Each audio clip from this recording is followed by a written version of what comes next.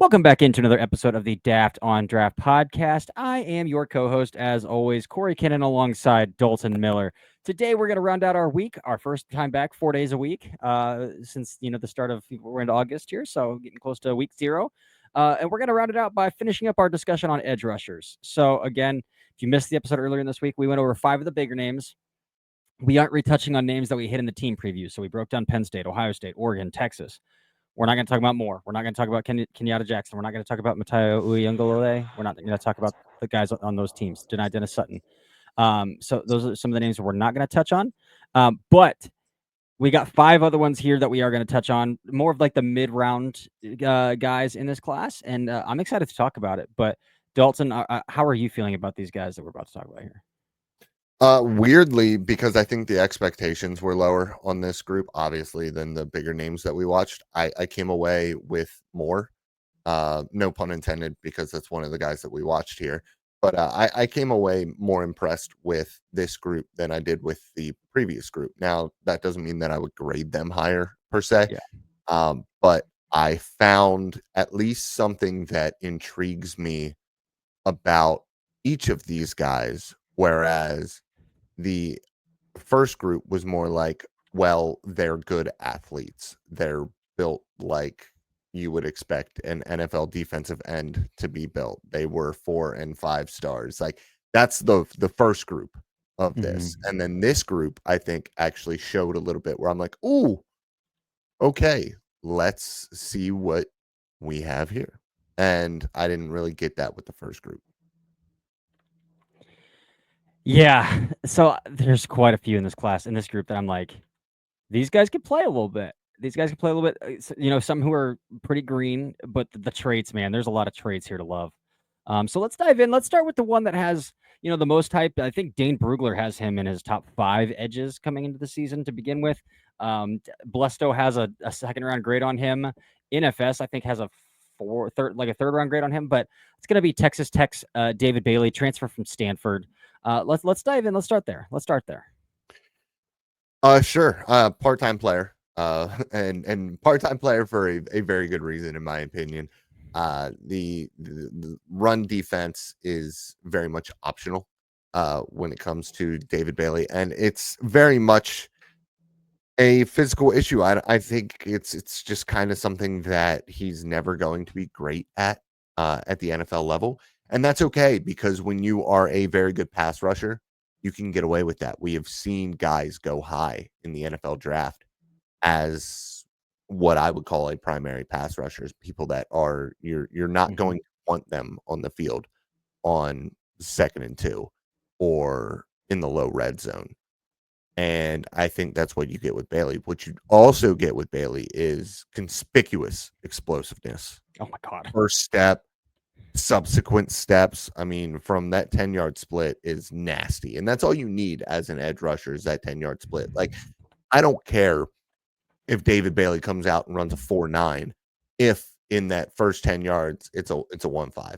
And like that's what you have to look at when you are looking at these guys. What does that initial explosiveness look like? And he has all of it. He also has a very, very impressive spin move to the inside, where a lot of guys really work that and try to get, I say, the inside shoulder. It's that if you're rushing from the right side of the defense, it would be your right shoulder and right arm, where when you're coming back through, you have to be able to get the flexibility on that arm to hook the offensive lineman. He does a fantastic job of doing that, and it really allows him to win. He hit it against SMU. He hit it against Notre Dame. And he is consistently winning outside track, which if you can win up the arc, you can play at the NFL level. He also has face crossing lateral explosiveness. Mm-hmm. He's got a fun little plan. He's got a nice little Euro step. He gets offensive tackles to overset, opens up the chest. He's able to convert a little bit of speed to power, even though that speed to power doesn't translate to his ability as a run defender. He throws off the footwork and the balance and the timing of offensive tackles and is able to put them on the back foot. Couple of negatives. which could be positives, because Trey Hendrickson has the worst swag in the NFL, and David Bailey has followed in his footsteps with absolutely no gloves, absolutely no uniform drip whatsoever. No finger tape, nothing. No Just finger he's tape, just raw no. dogging it. He actually did have his hand wrapped in one game. I can't remember what game it was, but it was like for an injury or a cut. It had nothing to do with trying to look cool. Makes him easy to watch, easy to find on tape though, which positive. If you make yourself easy to see on tape, I'm going to like you. But lackluster power profile. And although he's super explosive, he isn't, and I haven't seen a guy yet that I look at and I'm like, ooh, that's the type of bend that you take in round one. A lot of guys had it in the class last year. I haven't seen it in this class. I thought Bailey could corner. He can corner, but I don't think he's got the ankle flexibility Really? that these other guys do. No, I not to thought he had bend. nice ankles. But just to reiterate a lot of the stuff that you said, I mean, half man responsibilities along the outside shoulder just obliterates half man responsibilities the outside shoulder. 1-to-1, not quite the same result. Again, the speed to power profile isn't where I'd like it to be. No punch in his hands, just like very negligible play strength. Again, I want to see that speed to power. I want to see it, especially because he's starting at, wide 9 looks, 7 looks. It's like you're even giving yourself 2, 3, 4 steps to build up that speed to try to convert to power, and still not a lot of ability to do that. Now, in terms of obliterating that half man outside shoulder, yeah, probably one of the best in the class at it. Just twitched up, but like even near the end of the season at Stanford, which is a program that was in a very bad spot at the end of the year last year, he was playing like 22 snaps a game. Like At the very end, he rough. started to play more snaps. At the very end, he started to play more. Like the last 3 or 4 weeks, It's he was up to, rough. like 40s and 50s. Now, the word on the street is that I've heard is that he's going to be a full-time player at Texas Tech. So we'll see how that translates. But I think you saw a little bit more of a plan than I did as well, like a pass rush plan. I thought he was like, this is a guy who clearly knows how to win with his physical tools, but I'd like to see a little more, what's the word? Intentionality with the plan. I think I say that, and I think I put that as a strength because literally I don't see it with anybody else in this class. Yeah, Like this is an edge class, and just like okay, but the physical tools are there, and I think the physical tools are a great place to start this conversation. I'm gonna skip the itinerary. I had an order in the itinerary, and I'm just gonna skip around, whatever, because the next guy I want to talk about, as explosive as Bailey is, this guy might be able to match him 1-for-1. Is even greener than Bailey, but like I think if you are like creating a player, like you're going into Madden and you're gonna create a player and you're gonna create an edge rusher, or like NCAA, I don't even know. They might not even let you do edge rushers. I only do quarterback and Road to Glory. But you're creating your ideal edge rusher and create a player in Madden. You are building him to look exactly like Anto Saka from Northwestern.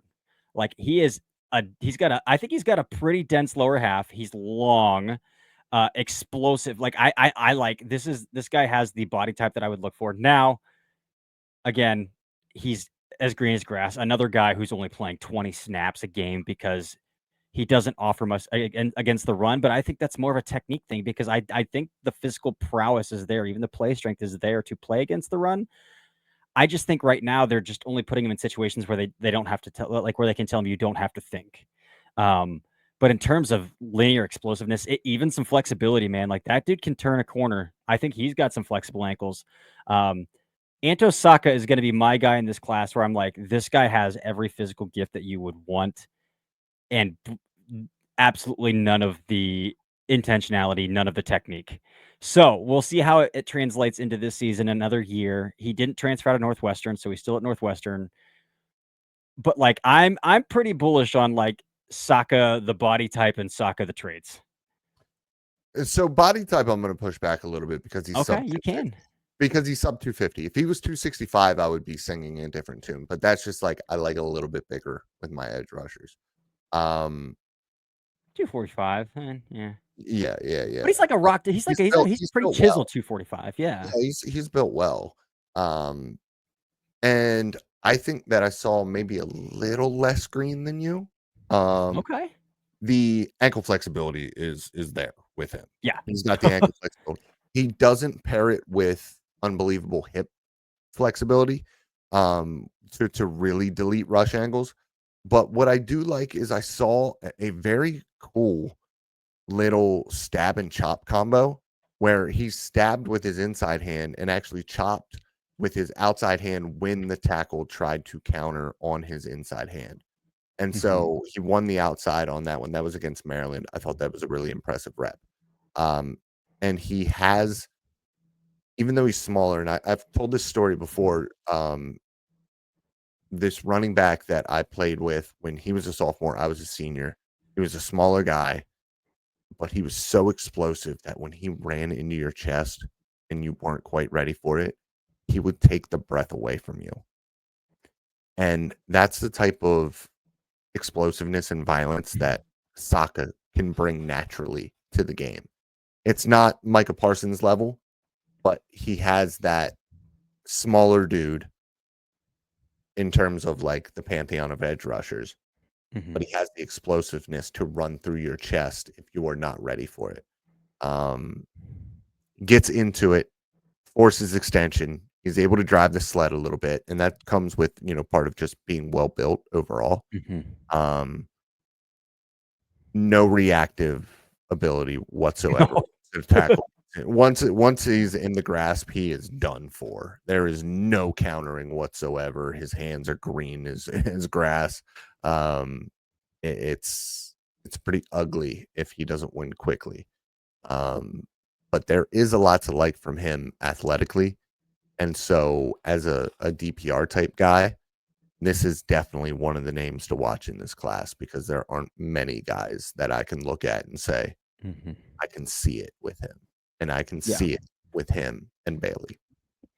And again, I think he has the frame and he has the level of physicality to be a 3-down player. So that's what I'm gonna look out for this year too. Like, you can't be playing 20 snaps a game, dude, if you want me to take you seriously as, like, a big time prospect. Like, And you all you gotta be is like Brian Burns good just set an against edge. the run. Yeah. Like, yeah, you just have to Just do the survive bare it. minimum. Yeah. So, yeah, that's where I'm at as well. We're gonna stay in the Big Ten. Let's move to Illinois, from Northwestern Illinois. And I want to talk about Gabe Yakus here. Gabe Yakus, dude, is a guy that I have been on since he was a freshman, man. Because I was doing some consulting back then, and I was doing Big Ten scouting, and he was starting as a true freshman. Like, he's been starting at Illinois for a very long time. Now he's entering year 4 with them. There's a lot to like, and then there's a lot like to want more from. And what is difficult is the things that you want more from him are things that he's not physically capable of giving you. I think is where I stand with Yakus. Um, I think that he is ungodly explosive on the linear plane as well. Like that first step, and when he fires out, I think he's got heavy hands, 33-inch arms, so like long enough arms. He sets a mean edge. He's willing to come down on split zone blockers and on pullers, and not just like eat them up at the end of the line of scrimmage, but he will come down and like he will eat them up behind the guard and like force, like if it's pin and pull concept, a second puller to like rear end the first one. Like he plays with a level of violence that like I think is rare for this class that I haven't really seen in this class against the run from these edge rushers, but the dude is stiff as a board. Um, the long speed isn't there. Outside of that, like I think his 10-yard split's going to be really nice. Back 30 of a 40-yard dash, not quite so sure. I don't know how high he's going to jump, and like that level of explosiveness is there, but the get off is there. The heavy hands are there. The speed to power profile is there. Outside of that, I like see a 2-down base end right now. Like I see a 2-down base end who might be able to give you a little bit rotationally, plays with excellent pad level, motor runs hot, stack and shed is awesome, but like some of the physical gifts he's just lacking that can take him to the next level. So I think he's pretty capped out as a prospect, as a player right now at the college level.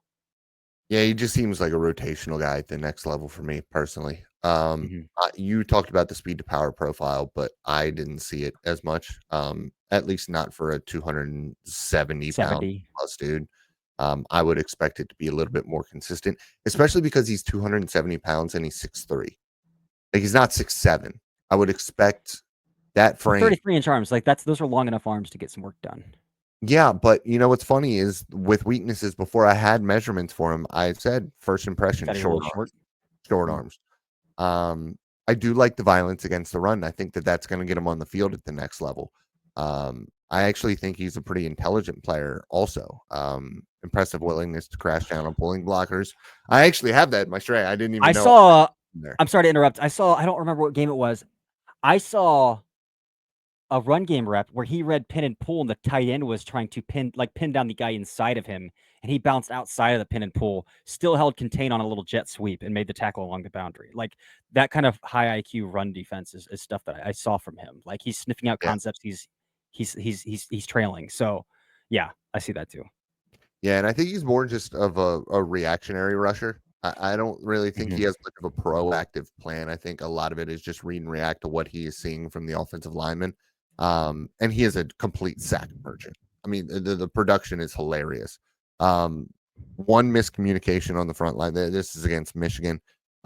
One completely open loop, one effort sack after about 4 seconds, and then he had an effort sack against Oregon after about 762 seconds is what I wrote down. So an effort guy, a high effort guy, but not a guy that you're going to trust to consistently produce pressures at the NFL level. No, no. But I will say, and this makes me a little more bullish on his floor as well. I actually thought some of his best reps are when he was reduced down inside. Yes, yes, So if you yes. can Yep. play him and he can give you some juice reduced down inside, he's going to get on the field. So 4-eye, 3-tech looks, I think, are in his wheelhouse. And those are some of the best pass rush reps I saw from him where we're coming from the interior. So, um, yeah, yeah. And I actually did an inside the film room. I live scouted Gabe Yakis. So if you are a paid subscriber, go watch that video. If you're not a paid subscriber, pay me $8 a month. Go watch it and then cancel your sub. I don't care. But yeah, I like him for what he is. I think he has a skill set where he's going to find the field, but he doesn't. He lacks the physical traits to really find that upper echelon as a player. Um, this next guy has a lot of hype as well. I think he was one of Dane Brugler's like top 10 edge rushers. NFS has him as the second highest graded upperclassman in the class. Um, and I believe Blesto has a 3 on him as well. I didn't see that kind of upside on I mean, I see upside. I didn't see that kind of player with Zion Young from Missouri. I think we see him completely opposite. I see the player. I don't necessarily see the upside. Really? Okay. I have down here for weaknesses, underwhelming explosiveness. He can't consistently threaten the arc. Struggles with reactionary plant and swivel in pursuit. A just a little bit high hipped. Far less effective and efficient versus better competition. He got locked the heck up by Zune in the Texas A&M game. Um, he completely dominated Oklahoma. It He got was locked up in the Alabama game too. yeah, it was a bloodbath against Oklahoma. Clear reactive hands, sharp, accurate, quick, great cross chop, precise hands. He consistently finds the offensive lineman's hands, the tackle's hands, the tackle's wrists. He's able to control and counter very quickly. And so, like, that's what I like. I like those reactionary hands where you aren't being a proactive edge rusher per se. You're trying to run through the chest, but you are running through the chest to control the offensive tackle's strike Mhm. and then work off of that. And I think that that's where he wins really quickly. He's got an impressive build. He's thick throughout his frame. He's got great length. He mixes up his pass rush plan. He's got a plethora of attacks. I just don't see a huge ceiling. And when you're getting beat up by better competition, I mean, luckily he plays in the SEC, so he's going to continue to play against a bunch of good competition. We're going to see examples this year of if he's really got it or not. Yeah. So I saw some of that. I disagree with some of that. I thought his juice was not top end as well. Especially in pursuit. When you see him try to like Yes, yes, it slow. looks like He's he's slow. straining and he is not moving. Um, and I also thought his change of direction was pretty bad in those moments where he had to kind of stick Yes. his foot in the ground and get moving. It took him a little while to get his momentum shifted. But the dude is long as hell. Long as hell.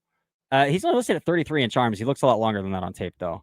Looks a lot longer in his frame than that. He's got 80 to inch have an wingspan, though. 80-inch wingspan. Yeah. Yeah. 80 and 80 and a half inch wingspan. Yeah. So 6'5", 101, 220 or 255, 80 and a half And he wingspan. looks, Yeah. he looks bigger than 255. 255 looks right to me. I think Really? Saka looks just as big as him. Yeah. On tape. I thought, again, a pretty hot, a good edge setter, but like when he was the key read on zone reads or anything like that, he was a cat chasing a laser pointer. Yeah.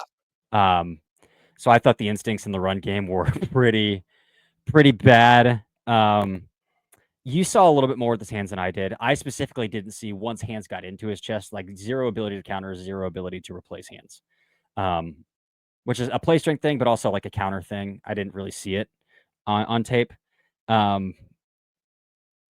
Yeah, average explosiveness getting off the ball. I did think that his short area quickness was pretty okay. Like he could cross face pretty well. He could force an overset every once in a while and take back the inside track. But that, and then he possesses a good long arm and a decent speed to power profile. That's about really all I saw though from Zion Young. So I'm gonna come in pretty like significantly lower than where these scouting agencies came Oh, in and where same. like I'm gonna come in with like a 5th round grade on Zion Young. Like Oh, pretty. I'm not gonna be quite that low, but I'm gonna be lower than I'm the definitely rest. more bullish on Yakis, Saka, and Bailey than Young.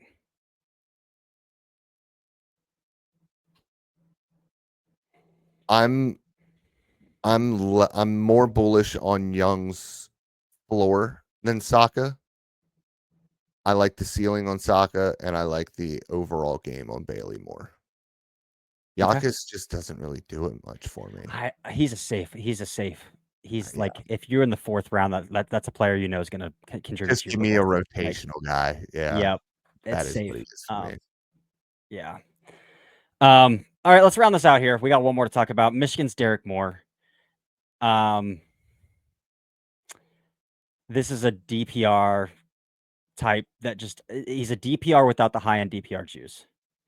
Like the Ohio State game, I saw a little speed to power. Like he got into Donovan Jackson's chest a couple times. He got into Josh Fryer's chest quite a few, Dude, which Josh Fryer went undrafted. it But is insane. It is insane how often you and I don't talk about any of this and have the same exact notes on yeah, these guys. Because I wrote down the same thing. but that's it. Outside of that and a high motor. You feign the outside rush and you plant hard on that outside foot and you run through Donovan Jackson's chest. And that's exactly what he did. Mm-hmm. But yeah. Heavy hands, but like a low floor run defender, like volatile run defender. Without like any other, like outside of speed to power through the chest, I didn't see any other pass rush move. I saw him take a couple corners on with some like decent ankles, but like he's not consistently winning outside shoulder. He's not gonna run the loop. He's not gonna take like he's not gonna hit a ghost move. He's not gonna contort his frame underneath of offensive tackle's lung half man outside shoulder. Like it's to the point like Derek Moore can give you juice, but like he's got to be like your edge 4, edge 5, like maybe 8 to 12 snaps a game kind of player. Yeah. Again, everything that I saw from him was reactionary. There's no real quick wins with him. It's all get into the chest and then kind of read and react and see if the quarterback steps up. Maybe I can use my hands to wipe and rip through a little bit later. But you got to be able to win quick at the NFL level. And he doesn't have the athleticism or the pass rush plan to win quickly. So I don't know what to do with you. Balesto has a 3rd round grade on him. No, I'm sorry. Balesto has a 5th. NFS has a day 2 grade on him. 5th is like the ceiling of where I would take him. Agreed. I think. Agreed. Yeah.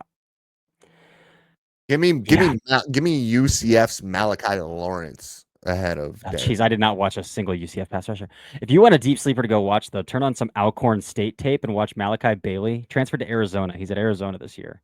Oh Go yeah, watch Malachi Bailey. I heard some about the guy dude at Michigan as well.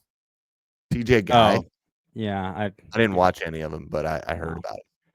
All right, TJ guy. Let's see. Is he an upperclassman? Because we might have Blesto or NFS on him here. I can find out. I can find out pretty easily here too. TJ guy, 5th round grade from Blesto,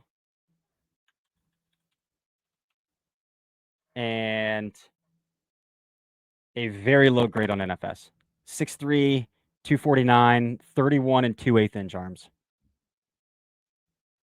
Yeah, I saw that earlier. I saw the arms earlier. That's why I didn't watch him. Yeah. I went down the list and I was like, who has long arms? And I saw Nigel Kelly and Malachi Lawrence both had 35-inch arms for UCF. And I was like, okay, I'm gonna watch UCF defense today. And I did. So yeah. Yep. But that's it. Next week, we're going to get into some rookie previews, some NFL rookie previews, and we're going to do offensive tackles. So that's the shenanigans we're going to get into next week. Outside of that, I don't have anything else, Dalton. Neither do I. All right. Well, until next time, this has been another episode of the Daft on Draft podcast. Back to 4 days a week. Check back in next week. See ya.